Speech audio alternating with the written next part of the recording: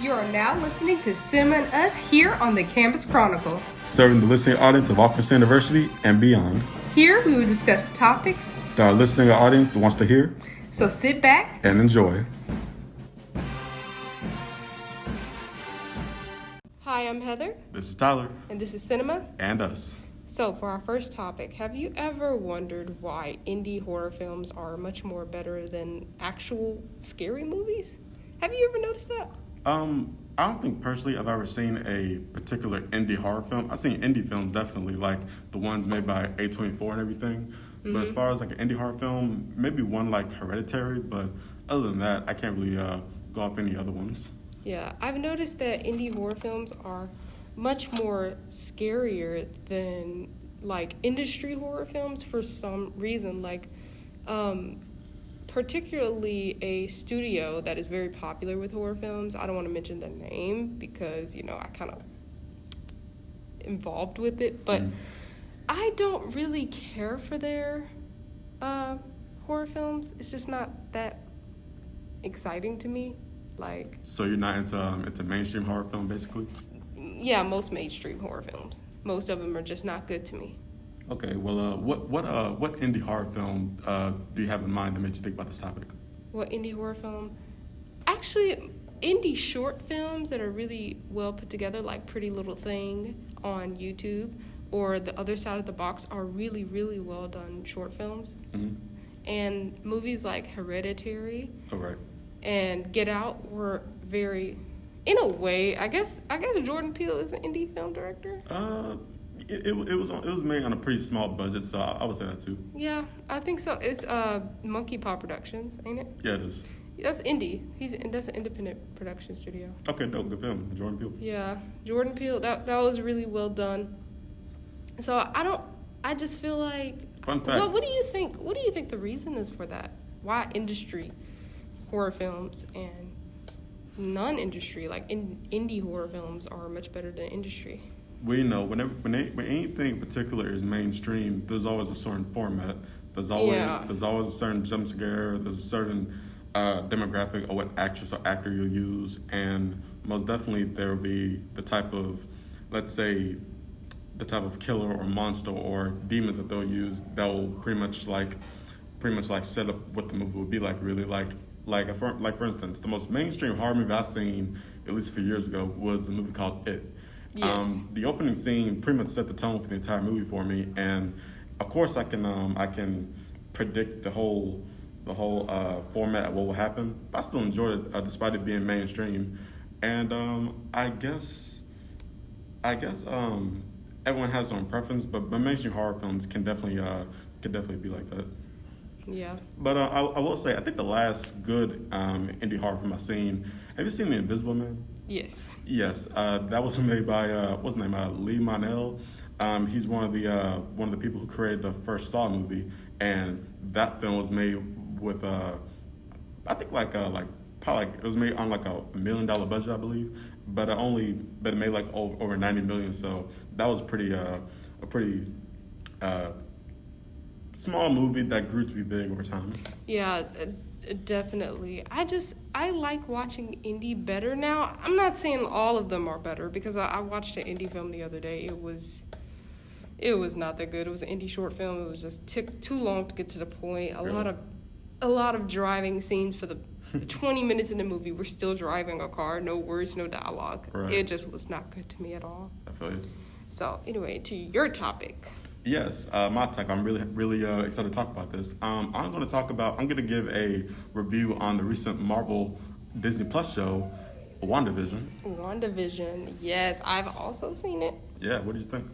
Okay, so my thoughts on WandaVision, I think it's a step up for Marvel. Mm-hmm. They're really stepping out of the typical superhero, like, you know, person gets a superpower, you know, they walk into something or get stumbled into something. Definitely taking it they're thinking out of the box, and I really, really enjoy that.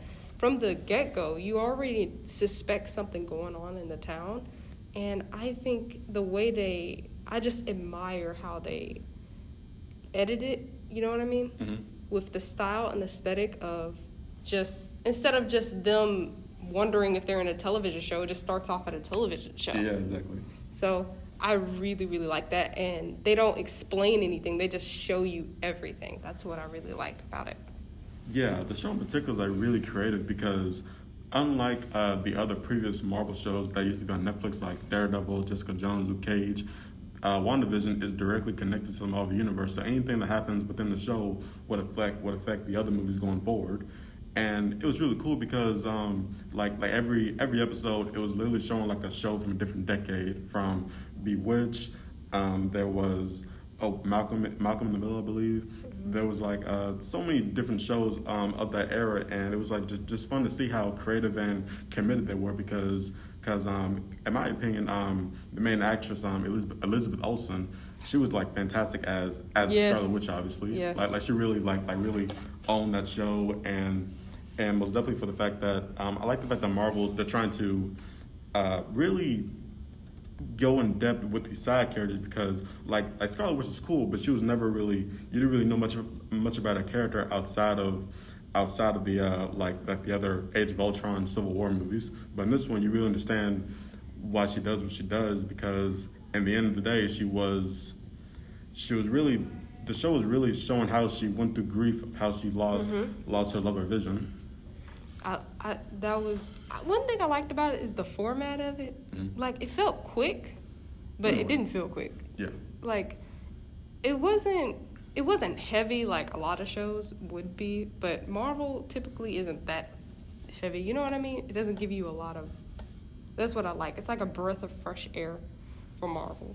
I think. But one thing I liked that other people did not like, because I watched some reviews, they didn't like this aspect, but they didn't like how the end was, the finale. Right.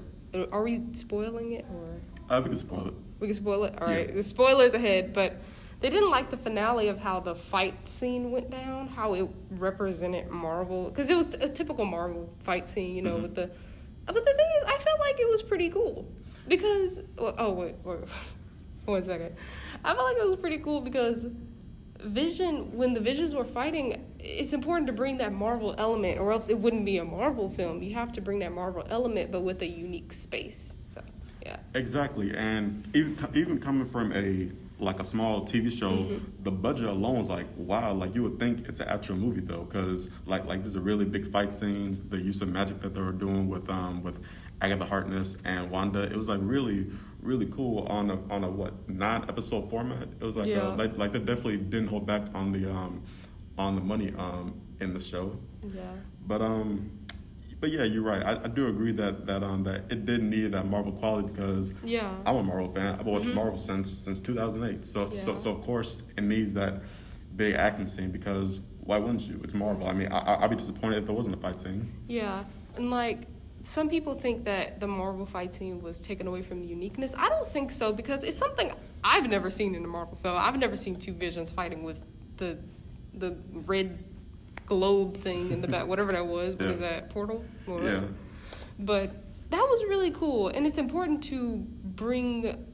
Honestly, it would have been a lose-lose situation if they didn't add the fight scene and did some uniqueness. Maybe they could have did something. Maybe added a bit more.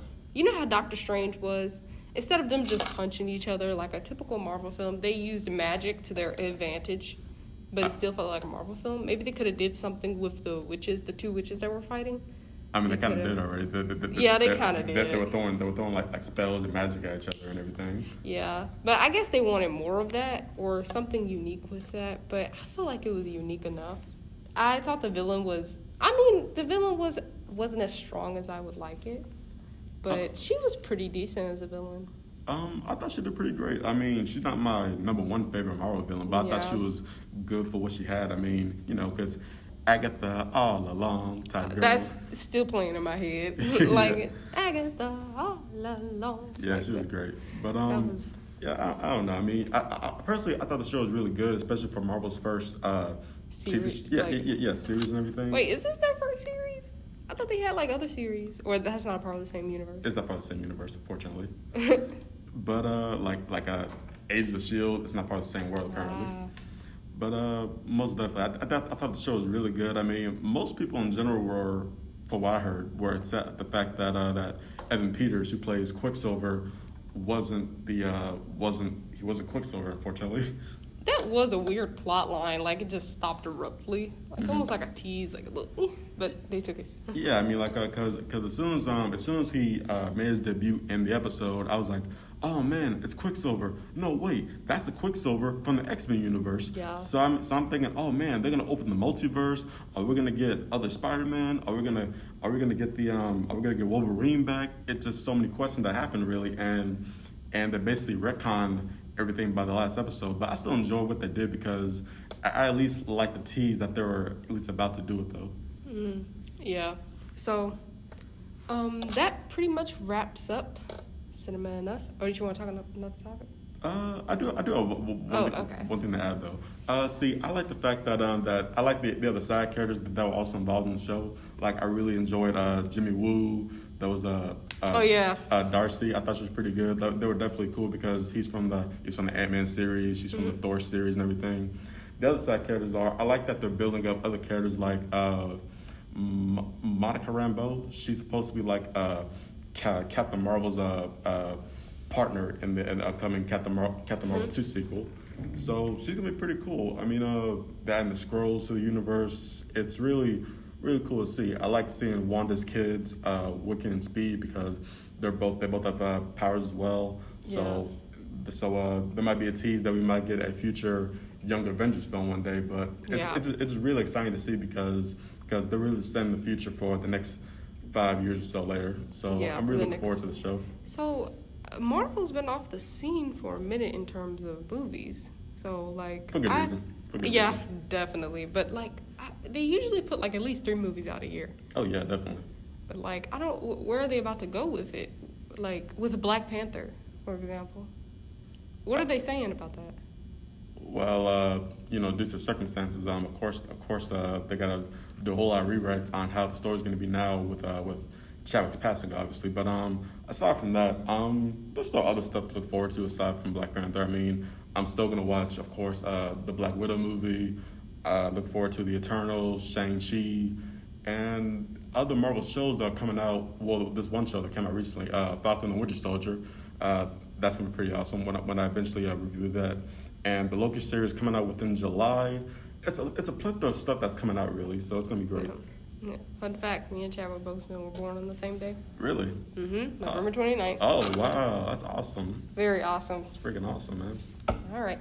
So is that about it? Yeah, I'm pretty good. You? All right. That wraps up Cinema and Us, folks. All right. This is Tyler. This is Heather. Bye.